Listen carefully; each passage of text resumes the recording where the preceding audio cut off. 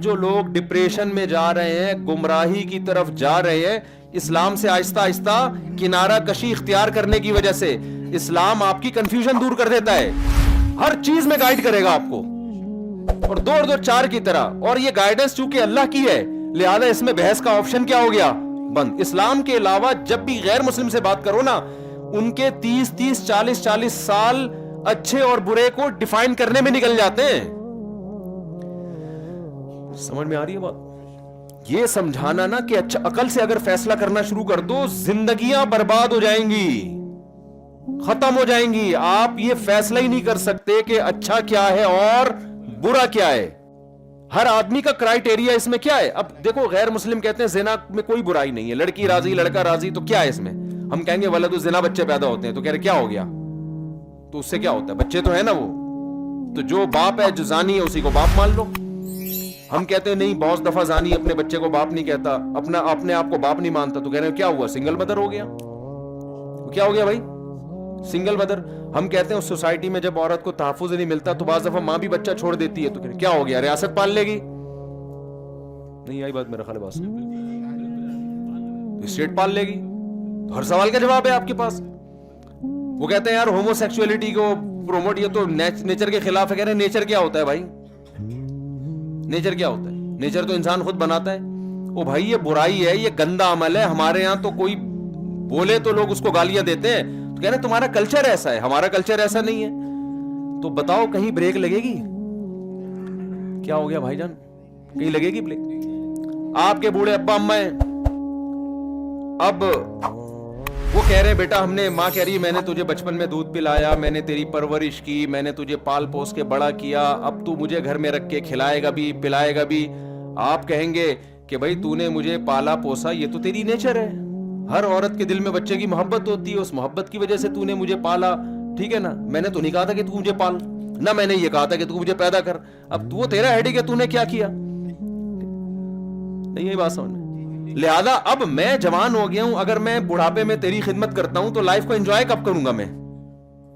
بھائی تو 10 سال سے بستر پہ پڑی ہوئی ہے, تو 15 سال سے پڑی ہوئی ہے, میں کہیں جا نہیں سکتا, میں نے تیری, تو بہتر نہیں ہے میں تجھے گورنمنٹ کے حوالے کر دوں, ایدی سینٹر کے حوالے کر دوں, وہ اچھی کیئر کریں گے.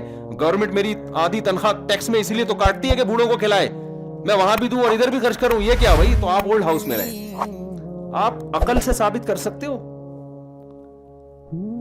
آپ جو دلیل دو گے آگے سے وہ والا اس کے خلاف. اتنی آرا سامنے آئیں گی, اتنی رائے سامنے آئیں گی کہ آپ بولو گے بھائی میں نہیں فیصلہ کر سکتا کہ جو بڑھاپے میں والدین کو اولڈ ہاؤس میں رکھتا ہے وہ اچھا ہے کہ برا ہے. یہ تو ہم کہتے ہیں برا ہے, گورا تھوڑی کہتا ہے. اور ذہین ہم زیادہ ہیں یا گورا زیادہ ہے یا نہیں ہے؟ سمجھا کون جاتا ہے اس دنیا میں ذہین زیادہ؟ بھائی گورا زیادہ سمجھا جاتا ہے نا, کہ اس نے اتنی پنکھے بنا دیے, یہ سب کچھ کر دیا, تو ذہین تو وہی سمجھا جاتا ہے. تو جو پڑھی لکھی قوم ہے وہ تو کچھ اور کہہ رہی ہے, وہ کہہ رہی ہیں بوڑھے ماں باپ کو آپ اولڈ ہاؤس میں جمع کراؤ. یہ رانگ نہیں ہے, یہ کوئی اس میں ایکچولی کر کے انہوں نے سب کچھ کر دیا کہ ایکچولی اس سے کچھ نہیں ہوتا, ایکچولی یہ وہ. اب تو وہاں ماں باپ خود کہہ رہے ہوتے ہیں بھائی ہمیں کب جمع کراؤ گے. ہاں ایک جرمنی سے ہمارے ایک دوست آئے, انہوں نے کہا کہ ہم, وہ گورا تھا, دوست تو نہیں تھا, یہ نہیں بن گیا ملاقات کے بعد. اس نے کہا, میں نے کہا آپ اولڈ ہاؤس میں تو نہیں جمع کرایا؟ انہوں نے کہا میری دادی نے خود بولا تھا بھائی مجھے اولڈ ہاؤس میں جمع کرا دو, کیوں تم لوگوں نے میری ٹینشن پالی ہوئی. تو کہہ رہے وہ اپنی خوشی سے جانا چاہتی تھی, اس لیے ہم نے اپنی خوشی سے ان کو جمع کرا دیا. میں نے کہا بھائی ہماری سوسائٹی میں اگر اماں یا دادی یا نانی کہہ دے نا اپنی خوشی سے مجھے ایدی سینٹر میں جمع کرا دو, اور ہم کرا دیں, تو اگلا جمعہ ہمارے لیے ممبر پہ بیٹھنا ممکن نہیں ہوگا. قوم اتنے جوتے مارے گی, بولے گی یا ممبر پہ بیٹھ کے تو داداؤں کے فضائل بیان کر رہا ہے, اور اس کی اماں کہاں ہے ایدی سینٹر میں. اماں کہے گی بھی نہیں, اور کہے گی بھی تو ہم غیرت زمین میں گڑ کے مر جائیں گے. اب بتاؤ ہم صحیح ہیں وہ صحیح ہیں؟ گورا تو کہہ رہا ہے میں صحیح ہوں, ہم کہتے ہیں ہم صحیح ہوں, کہہ رہے تمہارا کلچر ہے اس لیے تمہیں ایسا لگ رہا ہے. اگر کلچر نہیں ہوتا تو یہ کیا تھی یہ چیز, تو یہ نارمل ہے. یہ تو کلچر کی وجہ سے تم ایسا کر رہے ہو, تمہارے یہاں کلچر نہیں ہے. جب بن جائے گا تو ٹھیک ہو جائے گا. بھائی میں انگلش میں بیان تو نہیں کر رہا نا, اردو میں ہی ہے نا الحمدللہ. اصل میں مسئلہ یہ ہے کہ لوگ آہستہ آہستہ مذہبی پابندیوں سے آزاد ہو رہے ہیں. ان کو یہ نہیں پتا ہے کہ تمہارا انجام کتنا بھیانک ہونے والا ہے. ہر جگہ نا مولوی کو متنازع بنا دی ہے, مولوی لوگ ایسے, مولوی لوگ ایسے. اس کا مقصد مولویوں سے بغاوت نہیں ہے, مقصد اسلام سے بغاوت ہے. اسلام آپ کی سوسائٹی سے نکل گیا نا, آپ کی بریکیں فیل ہیں, بہت بھیانک انجام ہے پھر آپ کا. میں ایک مثال سے بات سمجھاتا ہوں, پھر آگے چلتا ہوں. ایک دفعہ میرا کہیں بیان ہوا کہ دین کے علم کی اور دینی مدارس کی ضرورت کیا ہے سوسائٹی میں. میں نے ان سے کہا وہ سوسائٹی جس میں سب کچھ ہے مولوی نہیں ہے, اور وہ سوسائٹی جس میں کچھ بھی نہیں ہے صرف مولوی ہے, تو دونوں کا فرق دیکھ لو. ہمارے یہاں کرپشن بھی ہے الحمدللہ دبا کے, چور اچکے قسم کے حکمران میجورٹی وہ مسلط ہے ہمارے اوپر, ایسا ہی ہے نا. اور اللہ بھلا کرے آپ کا کوئی نظام ہی نہیں ہے نا, سسٹم ہی نہیں ہے, جو تباہی ہماری سوسائٹی میں. ہمارے ہاں اگر کچھ خیر ہے نا تو صرف مذہب کی وجہ سے ہے, اسلام کی وجہ سے. میں ایک اور آسان مثال سمجھاتا ہوں. یورپ میں ہم گئے, تھائی لینڈ میں بھی ہمارا سفر ہوا. بہت سارے ملکوں میں ہسپتالوں کا نظام بڑا ہی خاندانی ہے, کیونکہ ہم یہاں اپنے گورنمنٹ کے ہسپتال دیکھ کر گئے تھے. ہمارے گورنمنٹ کے تو ہسپتال ہوتے ہیں, تو جس کو مارنا ہو آپ لے جائیں فوراً اس کو, وہاں پہ بیمار کو لے جائیں. پان کی پیکیں اور تکیے, پتہ نہیں کتنے سروں پہ وہ تکیے استعمال ہو رہے ہیں, کس کس کی جوئیں نے وہاں ٹریولنگ کی ہے, اور کس کس کے پسینے وہاں پر نکلے ہیں. بہت ہی عجیب سا ایک منظر ہوتا ہے. اور یعنی کینسر کا جو پیشنٹ ہے نا, وہ لائن میں ایسے کھڑا ہوتا ہے جیسے گولا گنڈا لینے کے لیے گولے گنڈے کی ریڈی پہ جس طرح سے لائن میں لوگ ہوتے ہیں نا, ایسے کینسر والے کا بھی ایسے علاج ہو رہا ہوتا ہے. یہ آپ بتاؤ عوام کا قصور ہے, یہ گورنمنٹ کا قصور ہے, حکومت کا قصور ہے. پھر کہا جاتا ہے فری علاج ہے, لیکن فری وری دو قسم کے خرچے دبا کے ہوتے ہیں.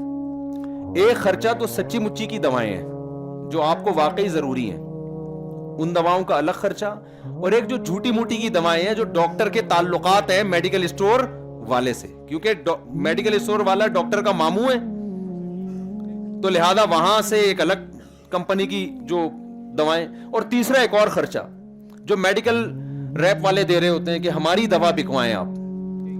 یہی دوا سستی مل رہی ہے لیکن میڈیکل ریپ والے تھوڑا مہنگی, کیونکہ پھر ڈاکٹروں کو تحفے تحائف ملتے ہیں.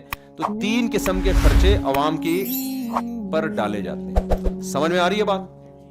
آپ جب جاتے ہیں باہر ملکوں میں, تھائی لینڈ کا ہاسپٹل ایسا خوبصورت, ایسا خاندانی, میں آپ کو بتاؤں ایک صحت مند آدمی کا دل کرے کہ یار کاش میں بیمار ہو کے یہاں لیٹ جاؤں.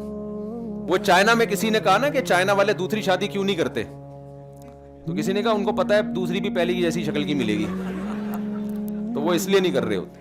یہ بار بار نا ہل رہا ہے اور یہ پیچھے سے مجھے تنگ کر رہا ہے بہت, اس لیے نہیں کرتے. تو اب آپ مجھے بتاؤ, وہاں علاج فری اور اتنا وی آئی پی علاج ہے کہ آپ کی سوچ, لیکن یہ سارا خرچہ کون اٹھا رہی ہے؟ گورنمنٹ, پبلک نہیں. ہمارے ہاں گورنمنٹ کے ہسپتالوں میں چلے جاؤ, لیکن وہ آپ انڈس ہاسپٹل چلے جاؤ, آغا خان کے اسٹینڈرڈ کا علاج ہو رہا ہے, خرچہ سارا کون اٹھا رہی ہے؟ عوام, پبلک. سمجھ میں آ رہی ہے بات؟ اس سے کیا پتا چلا؟ ہماری حکومتیں کرپٹ ہیں, عوام اچھی ہے, ان کی عوام اتنی اچھی نہیں ہے, حکومتیں کیا ہیں؟ اچھی ہیں. تو جب آپ نیشن کو نیشن سے کمپیئر کرو گے نا, تو پبلک کو پبلک سے کیا کرو, گورنمنٹ کو گورنمنٹ سے مت کیا کرو. تو یہ جو منظر لوگ وہاں جا کے دیکھتے ہیں نا, بڑے دیوانے ہو جاتے ہیں, اور کتنے اچھے لوگ ہیں, کتنے اچھے لوگ ہیں. او بھائی ہمارے یہاں زیادہ اچھے لوگ ہیں. ہمارے یہاں پبلک ایسے اسپتال چلا لیتی ہے, کروڑوں کروڑوں روپے کا روز کا بجٹ ہے انڈس ہاسپٹل کا, اور جو دینی مدارس کو دینے والے ہیں وہ جا کے دیکھ لو, لاکھوں لاکھوں روپے کا روز کا بجٹ. کوئی انگریز, معذرت کے ساتھ انگریز میرا بیان سن رہا ہو تو پیش کی معذرت, انگریز کا باپ بھی ایسا کوئی ادارہ چلا کے دکھا دے جس کا روزانہ اتنا خرچہ ہو اور گورنمنٹ ایک دھیلا نہ دے رہی ہو. اور ہمارے یہاں ہزاروں مدرسے چل رہے ہیں اس طریقے سے. تو فالٹ پبلک کا نہیں ہے, فالٹ کس کا ہے؟ حکومت کا ہے, مینجمنٹ ہی نہیں ہے. سمجھ میں آ رہی ہے بات؟ اور وہاں جو گورنمنٹ نے اتنا بہترین علاج پبلک کو دیا ہوا ہے, وہ کیوں دیا ہے؟ آدھی تنخواہ آپ کی سیلری سے کٹ رہی ہے.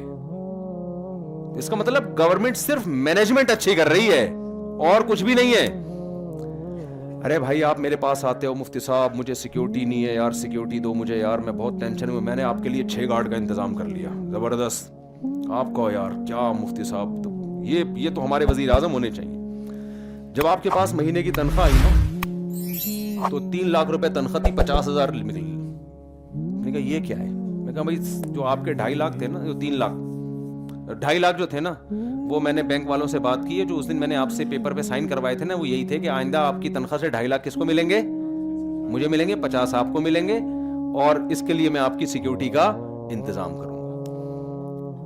آئی بات سامنے؟ لوگ کہہ رہے ہیں یار مفتی صاحب کو وزیر اعظم ہونا چاہیے. او بھائی مفتی صاحب نے کیا کون سا تیر مار لیا؟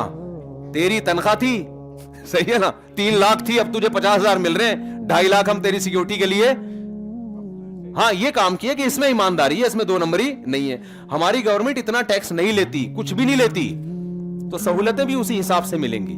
باقی جتنا لیتی ہے دیتی الحمدللہ بالکل بھی نہیں ہے، اللہ کا بڑا فضل ہے. یہ تو جتنا ٹیکس لے رہی ہے نا اتنا بالکل بھی نہیں دے رہی. تو سارا فالٹ گورنمنٹ کا ہے، حکومت کا ہے. سمجھتے ہو کہ نہیں سمجھتے؟ تو خیر ہم اپنے اصل بات کی طرف آتے ہیں. تو میں یہ عرض کر رہا تھا میرے بھائی کہ اچھائی اور برائی جو ہے نا، جب تک آپ اسلام سے نہیں سیکھو گے آپ ساری زندگی کس میں رہو گے؟ کنفیوژن